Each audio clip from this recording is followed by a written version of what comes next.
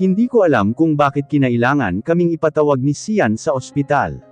Maaga pa lang ay tumawag na si Antefe, na kailangan daw naming magtungo sa ospital sa lalong madaling panahon.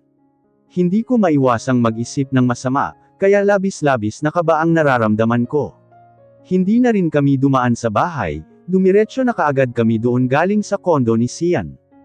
Patakbo akong humakbang patungo sa pintuan ng kwarto ni nanay, kung saan naroroon sa labas si Dana at Antife, at mukhang hinihintay nga kami ni Sian.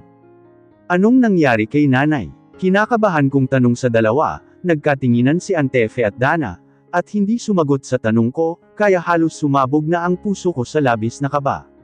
Sian, Isabel, pumasok kayo sa loob, nandoon si Virgel naghihintay sa inyo kanina pa.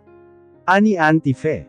Nagkatinginan kami ni Sian at saka nauna na akong pumihit ng seradure ng pinto, sumunod naman si Sian sa akin papasok sa loob at isinara ang pinto.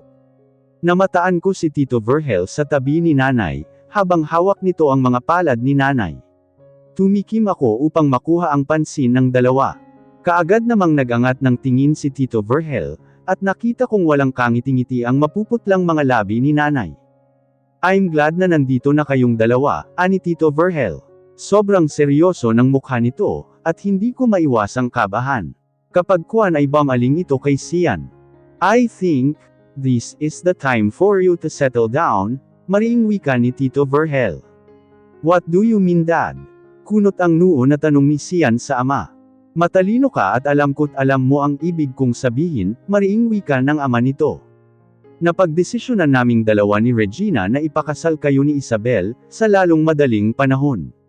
Gulat kaming nagkatinginan ni Sian dahil sa narinig.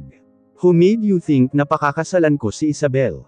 Hysterical na wika ni Sian, wala po kayong karapatan na pangunahan ang desisyon ko.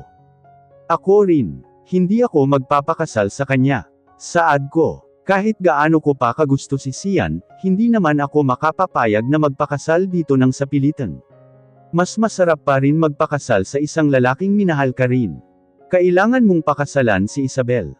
Dahil alam kong magkatabi kayong natulog kagabi, saad naman ni nanay. Halos lumuwa ang mga mata ko. Nagkatinginan kami ni Sian, at baka sa mukha nito ang gulat.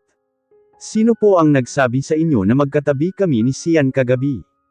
Hindi kayo umuwi kagabi ng bahay, at ayon kay Dana, magkasama kayo ni Sian dahil namataan niya kayo palabas ng restaurant, mahinang paliwanag ni nanay.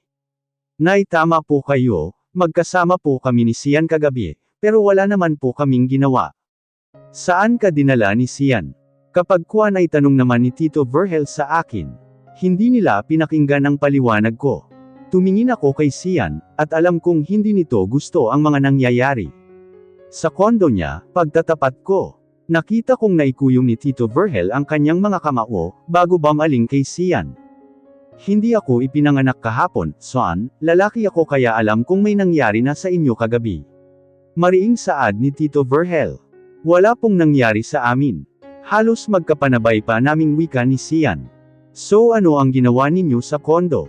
Nagtitigan. Sarkastikong tanong ni Tito Virgel. There's nothing happened to us. May girlfriend na ako Dad, at hindi ko magagawa ang sinasabi ninyo. Halos umalangaw-ngaw ang boses ni Sian sa loob ng kwarto. Ako naman ay natigagal sa sinabi ni Sian, bakit ang sakit-sakit na marinig ang mga katagang iyon. Hindi ko alam na may girlfriend na ito, dahil wala naman akong nakikitang may kasama itong babae, maliban sa babae kahapon sa restaurant. Kung ganoon, kailangan mong hiwalayan ang girlfriend mo, ayaw kong maagrabyado ang anak ko Sian. Si nanay naman ang nagsalita, at alam kong galit ito. Mabilis ko itong nilapitan at niyakap. Nay, maniwala po kayo, wala pong nangyari sa amin, naiiyak kong paliwanag. Hindi ko alam na magagawa mo ang bagay na iyon anak. Hindi ko maiwasang sisihin ang sarili ko, kung bakit ka nagkaganyan, siguro kasalanan ko ito dahil hindi ka lumaki sa akin, iniwan kita at hindi ko nasubaybayan ang paglaki mo, humihikbing saad ni nanay. Ang laki ng pagkukulang ko sa iyo bilang isang ina. Napaiyak na rin ako dahil sa sinabi ni nanay. Hindi nito dapat sinisisi ang sarili, at isa pa napalaki naman ako ng maayos ni Antefe, kahit sa kabila ng kahirapan namin noon sa probinsya. Nasa amin pa rin ng Tito Virgel mo ang desisyon. Ayaw kong maging taunan ka, sa ayaw at sa gusto ninyo, pakakasalan ninyo ang isa't isa, pinal na wika ni nanay. Wala na rin akong nagawa, dahil alam kong sarado ang isipan nila sa mga paliwanag namin ni Sian. Ako na ang bahala sa kasal ninyo, ani Tito Virgel. Masaya na ako kahit mapanood ko lang kayo sa video na ikinakasal, pasensya na kasi hindi ko masasaksihan ng personal ang kasal ninyong dalawa ni Sian, na iiyak na wika ni nanay. Hindi ko alam kung ano ang mararamdaman ko. Hindi ko akalain na sa edad kong 19, ay may kakasal na ako sa isang lalaking ni Katiting ay walang pagmamahal sa akin. Dapat ba akong magsaya, dahil sa wakas mapapasakin na ang lalaking lihim kong minamahal? Umuwi kami ni Sian ng bahay walang imikan. Gustong gusto kong kausapin ito, pero tila umurong yata ang dila ko. Ano na ang desisyon mo? Sa wakas ay naitanong ko. Hindi ito kaagad nagsalita, bagkus ay nagtungo ito sa minibar at doon kumuha ng alak. Kaagad naman akong sumunod dito. Hayaan na natin sila sa kanilang desisyon, ani Sian sabay inom ng alak. Natigilan ako tanggap na kaya nito na pakasalan ako. Hindi na ba siya magpo-protesta na pakasalan ako, baka dahil mahal niya rin ako. Napailing na lang ako. Imposible ang bagay na iniisip ko. At gusto ko lang ipaalam sa iyo, na hindi mo angkin ang puso ko kahit pasabihin nating mag-asawa na tayo may nobya na ako at siya lang ang mahal ko. You can do whatever you want, and I can do the same, seryoso nitong wika. Ang sakit naman ng mga sinabi nito. Ngayon pa lang ay nakikinikita ko na magiging miserable ako sa piling nito bilang asawa, hindi man sa pisikal kundi sa emosyonal. Hindi ba may rigor ka na, pwede mo pa rin siyang kitain kahit nakasal ka na sa akin? Hindi ako makapagsalita, gustong gusto kong sabihin dito na naglaho na ang pagmamahal ko kay Rigor, dahil bamaling na dito pero hindi ko alam kung paano sisimulan ang magpaliwanag. Nagulat na ito nang bigla kong hablutan ang hawak nitong bote, na may laman pang alak at inisang tungga iyon. Tiniis ko ang pangit ng lasa, para lang maibsan ang sakit na naidulot ng mga sinabi ni Sian. What do you think you're doing? Inis nitong tanong. Hindi ba halata na umiinom ako? Irritable kong tugon at muling tumungga ng alak. Stop it. Hard liquor yan, baka hindi mo kayanin ang resulta kapag naubos mo yan. Mariing saad nito sabay bawi sa akin ng boteng may lamang alak, pero mabilis ko rin nabawi iyon mula sa mga kamay nito, at hindi na ito nakapalag pa nang ubusin ko ang laman yon. Parang biglang umikot ang paningin ko. Hard liquor nga yata iyon katulad ng sinabi nito. Ouch! Ang sakit ng ulo ko. Naiiyak kong saad habang hawak ang ulo ko, at mariin kong ipinikit ang mga mata ko, dahil umiikot ang paningin ko. Stubborn! Narinig kong saad ni Sian. At ilang sandali lang ay tila lumutang ako sa ere, parang may bumuhat sa akin, at ang kasunod na nangyari ay hindi ko na namalayan. Nagising ako alas 4 na ng hapon, at ramdam ko ang sobrang sakit ng ulo ko. Dahil sa alak na nainom. Natatandaan kong kainuman ko si Sian. At marahil ay ito ang bumuhat sa akin papunta dito sa kwarto ko. Hindi ko maiwasang mapangiti, dahil sa isiping iyon. Kapag kuwan ay dahan-dahan akong bumangon, at lumabas ng kwarto, balak ko sanang hanapin si Sian, ngunit natigilan ako nang mahadjap ng paningin ko si Sian at isang babae mula sa sala. Palihim kong pinagmasdan ng babae, kung hindi ako nagkakamali, ito yung babae sa restaurant kagabi, at marahil din ay ito ang sinasabing girlfriend ni Sian. Nakagat ko ang pangibabang labi ko, upang pigilan ang sobrang sakit na naramdaman ng puso ko. Tatalikod na sana ako, subalit huli na dahil biglang gumawi ang paningin ni Sian sa kinatatayuan ko. Napayuko ako nang magtama ang paningin naming dalawa. Sobra din nakakahiya ang hitsura ko ngayon, dahil sabog ang buhok ko, hindi pa din ako nakakapanghilamos, at medyo nahihilo pa ako dahil sa alak na nainom. Isabel, pwede bang pakitimplahan kami ng kape? Ani Sian. At syempre si Sian na ang nagutos, bakit naman ako hihindi? Mabilis kong tinungo ang coffee kitchen, upang ipagtimpla ng kape ang dalawa. Heto na ang kape, saad ko at nag-aalangang lumapit sa mesang nasa harapan ng dalawa, dahil nga sa hitsura ko. Come here, bakit parang natatakot ka yata?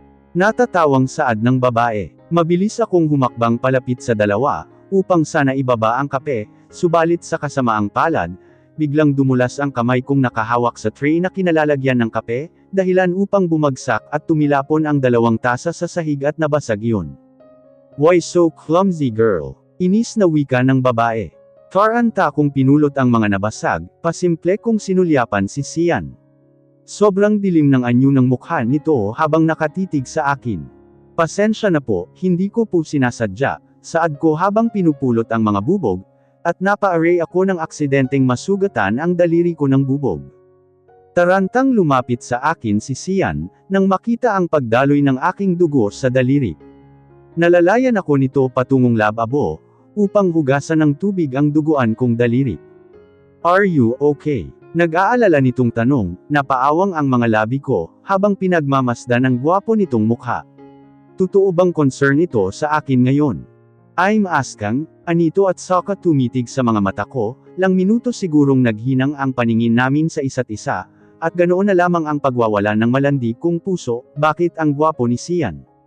Ang sarap isipin na ganito kagwapo ang lalaking mapapangasawa ko. Ouch, ang sakit, kunwari daing ko. Mas lalo naman itong nataranta. "Babe, pwede bang pakiabot ng first aid kit?" Ani Sian sa babaeng kanina pa pala nagmamasid sa aming dalawa ni Sian. Alam kong kanina pa ito naiirita, pero gusto kong inisin ito, ewan ko, feel ko lang talaga. "Pwede mo namang iutos yan sa mga maids mo, babe. Just a minute, babe, please." Pakiusap ni Sian habang hawak nito ang daliri kong may sugat, at mariing nakatitig sa sugat. Nagdadabog na tumalima ang babae, at padabog din nitong inilapag ang first aid kit sa lababo. "Thanks, ani Sian. I think I have to go. Masyado na siguro akong istorbo." Wika ng babae at saka nagmarcha palayo, pero nakakapagtakang hindi man lang ito pinigilan ni Sian. Pasimple kong kinagat ang pang-ibaba kong labi, habang pinagmamasdan ang mukha ni Sian, habang seryoso ito sa paggamot ng sugatan kong daliri. Lihim kong idinadalanggan na sana ay ganito na lang palagi si Sian, sana totoo ang pagiging maalalahanin nito. Pero kilala ko na ito, babalik na naman ang pagiging arrogante nito maya-maya. "Ayan, okay na iyan. Hindi ka kasi nag-iingat. Hindi ko alam kung nanenorman ba ito o nag-aalala. Huwag ka kasing lulumpo-lumpo lalo na sa harapan ng girlfriend ko, nakakahiya ka." Napailing na lang ako. "Oh, di ba, bumalik ka agad ang Sian Larson." "Salamat," nakangiti kong saad, habang nakatitig sa magaganda nitong mga mata, subalit nag-iwas ito ng tingin, at saka iniwan ako doon dahil nagmarcha na ito palayo. Ngunit kahit ganoon paman, sobra-sobra namang kasiyahan ang nararamdaman ng puso ko ngayon. Nakakatuwang isipin na ito pa talaga ang gumamot sa sugat ko sa daliri. Dumating na nga ang araw na kailangan ko, nang may tali sa buhay ni Sian, isang bonggang kasal ang naganap, subalit lingid sa kaalaman ng marami na ipinagkasundo lang pala kami ng mga magulang namin, dahil sa maling pag-aakala. Ang kasal na iyon ay alam kong araw na may 2 taong nasasaktan. Si Rigor at ang girlfriend ni Sian. Bago pa man nangyari ang kasalan, nagkausap na kami ni Rigor, humingi ako ng tawad dito, at umamin din ako na wala na akong nararamdaman dito, dahil si Sian na ang mahal ko. Halos lumuhad na sa pagmamakaawa sa akin si Rigor, na huwag kong pakasalan si Sian, pero wala nang bagay ang makakasira sa desisyon ni Tito Virgel at nanay. Nabalitaan ko rin ang palaging pagbabanta ng girlfriend ni Sian na magpapakamatay, kapag ituloy namin ang kasal, ngunit wala na talagang nakabuwal sa matibay na desisyon ng mga magulang namin ni Sian. Pagkatapos ng kasal namin, ay lumipad kami ni Sian sa Paris para sa honeymoon kuno naming dalawa. Don't expect na may mangyayari sa honeymoon natin dito sa Paris, dahil nagkakamali ka, mariing saad ni Sian, habang naghahanda na ito sa pagtulog. Napalunok na lang ako at tumalikod dito, upang huwag pakitang nasaktan ako sa sinabi nito. "Huwag kang mag-alala, wala akong inaasahan," saad ko sa medyo garalgal na tinig. Kapagkuan ay nagtungo na rin ako sa bathroom upang maligo. Subalit nagtaka ako nang hindi ko na namataan si Sian sa ibabaw ng kama pagbalik ko. Nagmadali akong nagbihis upang hanapin ito. Ngunit nabigo ako, lang oras kong hinintay si Sian, hanggang sa nakatulugan ko na lang ang paghihintay dito. Nagising ako dahil sa bigat ng katawan ko, parang may mabigat na bagay na nakapatong sa akin. At ang higit na nakapagpagising sa akin, ay ang mga mumunting halik sa mga labi ko, at amoy ko ang amoy alak na hiningang iyon, Sian. Bulalas ko at pilit na kumikawala mula sa mabigat nitong katawan, subalit higit itong mas malakas kaysa sa akin, Sian. Ano ba ang ginagawa mo? Hindi ko alam pero ang sarap sa pakiramdam ng bawat paghalik nito. Nakikiliti ako maging ang puso ko. Hindi ko pa nararanasan ang ganito kasarap na sensasyon.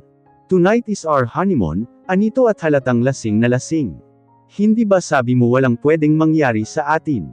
Saad ko at panay ang singhap ko dahil sa nakikiliti ako, at idagdag pa ang masarap na sensasyong idinudulot ng pagdidikit ng katawan namin sa isa't isa. Ngunit hindi ito sumagot, bagkus marahan nitong hinalikan ang aking mga labi.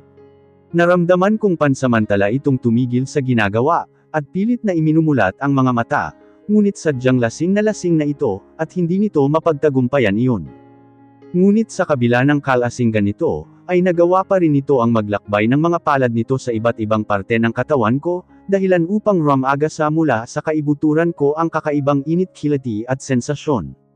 Kapag kuwan ay naramdaman ko na lamang ang pagpasok ng palad nito sa loob ng suot kong damit, impit akong napabulong dahil sa ginagawa nito. Dahil sa matindi kong pagmamahal dito, ay nagawa kong ipagkaloob ang aking sarili ng walang pag-aalinlangan, masakit man ang unang karanasan, ngunit kalaunan ay napalitan naman iyon ng walang kapantay na langit.